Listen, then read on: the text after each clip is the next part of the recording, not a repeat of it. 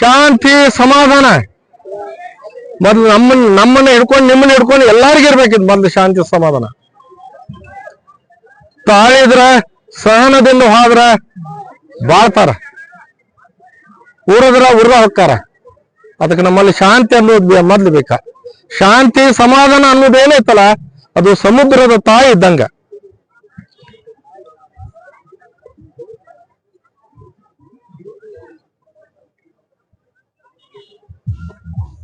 ಚಿಕ್ಕಯ್ಯಪ್ಪನವ್ರ ಈ ಕಾಲಜ್ಞಾನ ಬರ್ದಾರಂತಂದ್ರ ಧಾರವಾಡದಲ್ಲಿ ಹುಟ್ಟಿ ಬಬಲಾದಿ ಕ್ಷೇತ್ರನ ಕಾರ್ಯಕ್ಷೇತ್ರ ಮಾಡ್ಕೊಂಡ ಇವತ್ತಿಗೆ ಜಗತ್ತಿಗೆ ಅವರು ತೋರಿಸಿದಂತ ಮಾರ್ಗ ದಾರಿ ಒಳಗ ಹುಟ್ಟತ್ತಂದ್ರ ಗಟ್ಟಿ ಆದ ತಳಹದಿ ಐತಿ ಬಬಲಾದಿ ಕ್ಷೇತ್ರಕ್ಕ. ಆ ಬಬಲಾದಿ ಕ್ಷೇತ್ರಾಧಿಪತಿ ಒಡೆಯ ಸದಾಶಿವ ಹಾಕಿ ಕೊಟ್ಟಂತ ಮಾರ್ಗದೊಳಗ ನಾವಾಗಲಿ ನೀವಾಗಲಿ ಎಲ್ಲಾರು ಹೋಗಬೇಕಾಯ್ತಿ. ಈ ಅಪ್ಪನೆಯನ್ನ ಧಿಕ್ಕರಿಸುವುದು, ಅದ್ರ ವಿರುದ್ಧ ಹೋಗುದು ಯಾರಿಗೂ ಅಸಾಧ್ಯವಾದ ಮಾತ.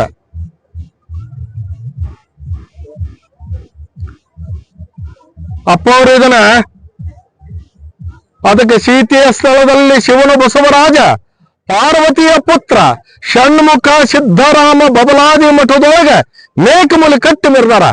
ಆ ಮೇಕಮುಂಗಲಿಯನ್ನ ಹಿಡ್ದ ಈ ವಾಕ್ಯ ಏನೈತಲ್ಲ, ಚಿಕ್ಕಯ್ಯಪ್ಪನವ್ರು ಏನು ಬರ್ದಿಟ್ಟಂತ 400 ವರ್ಷದಿಂದ ಬರ್ದಿಟ್ಟಂತ ಈ ಕಾಲಜ್ಞಾನವನ್ನು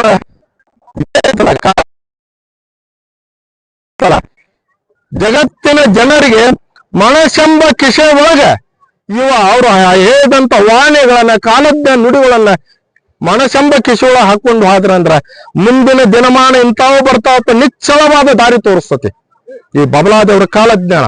ಅಂತ ಶಕ್ತಿ ಬಬಲಾದಿಯ ಶ್ರೀ ಮಠದ ಪರಂಪರೆಗೆ ಐತೆ. ಅವ್ರು ಹಾಕಿ ಕೊಟ್ಟಂತ ಮಾರ್ಗ ಎಂತಾದೈತಪ್ಪ ಅಂತಂದ್ರು ಅಂದು ಇಂದು ಎಂದೆಂದು ಹಿಂದಿನ ಸದಾಶಿವ ಹಿಂದೂ ಉಂಟು ಮುಂದೂ ಉಂಟು.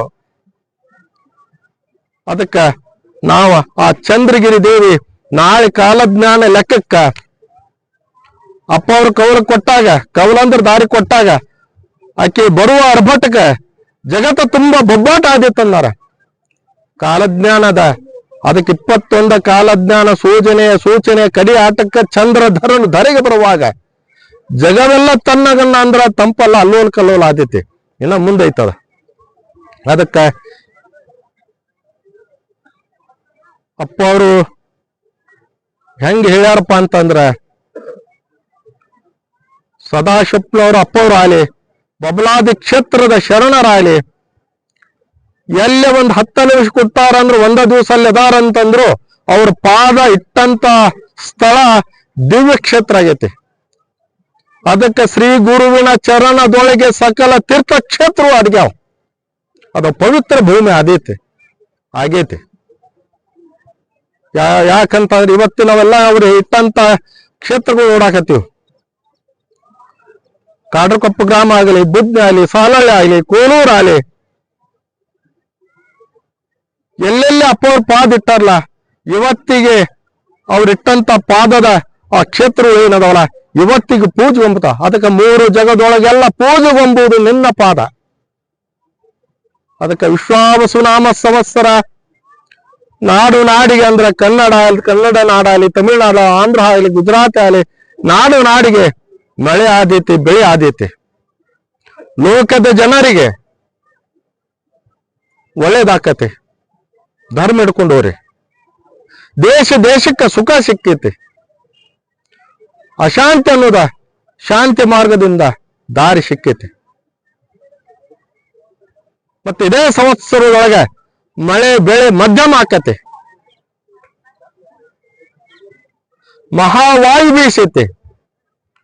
ವಾಯು ಅಂದ್ರೆ ಬೇರೆ, ಮಹಾವಾಯು ಬೀಸುತ್ತಾದ್ರೆ ಇದ್ರ ಯಾರು ಇಲ್ಲ.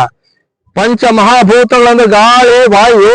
ಗಾಳಿ ಅಂದ್ರೂ ವಾಯುನ, ಗಾಳಿ, ನೀರ, ಬೆಂಕಿ, ಆಕಾಶ, ಭೂಮಿ ಏನ ಪಂಚ ಮಹಾಭೂತಗಳು ಇದ್ರ ನಿಂದಿರುವಂತ ಯಾವ ಶಕ್ತಿನೂ ಸಕಲ ಜೀವರಾಶಿಗೆ ಯಾರಿಗೂ ಈ ಶಕ್ತಿ ಇಲ್ಲ. ಇದ್ರ ನಿಂದಿರುವಂತ ಶಕ್ತಿ. ಅದಕ್ಕ ಪಂಚ ಮಹಾಭೂತಗಳ ತನ್ನದೇ ಆದ ಶಕ್ತಿ ಐತಿ. ಅದಕ್ಕೆ ಮಹಾವಾಯು ಬೀಸೈತಿ ಜಗತ್ತಿಗೆ. ಜಗತ್ತಿಗೆ ಅಗ್ನಿ ಭಯ ಉಂಟು ಆದೀತೆ. ಹೈಣ ಸಂಪತ್ತಿನಿಂದ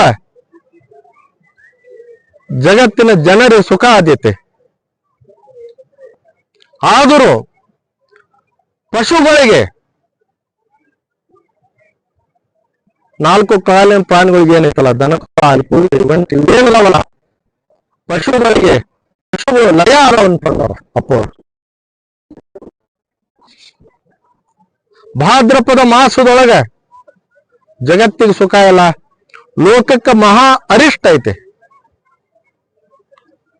ಆ ಮಾಡುವಂತ ಕರ್ಮದ ಪ್ರಕಾರ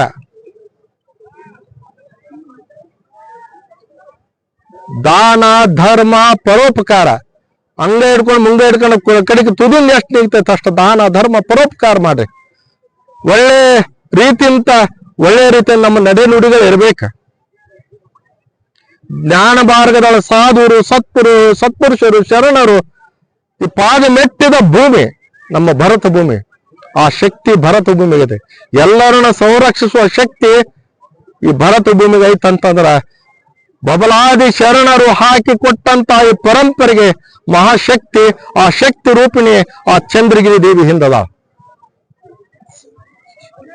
ಅದಕ್ಕ ಮಾಘ ಪಾಲ್ಗೊಳ್ಳೋದೊಳಗ ಧಾರಣಿ ಮಂದ್ ಆದೈತಿ. ಧಾರಣೆ ಮೊದಲು ಸಿಕ್ಕೇತಂದ್ರು ಧಾರಣಿ ಮಂದ್ ಆಕತಿ ಬರಬರ್ತಾ. ಆದ್ರೂ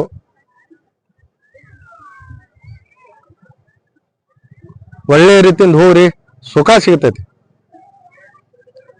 ಈ ವರ್ಷ 7ನೇ ಮಳೆ 8ನೇ ಬೆಳೆ 3 लाख